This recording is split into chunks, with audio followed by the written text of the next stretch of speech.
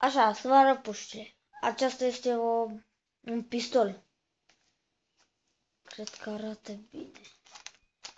Și încărcătura.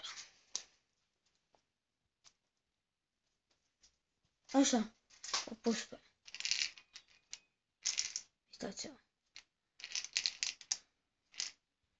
Și armamentul.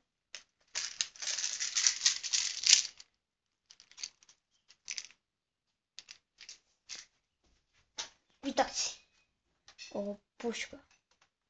Și pe aici se bagă gloanțe. Uitați,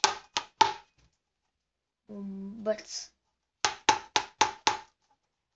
Cu ăsta te bați. Uitați, sabie cu teacă. Dăm teaca jos și voilà! Și în sfârșit ultima, o căciulă de pus în cap. Ne revedem și data viitoare pe Street Doctor Flavius.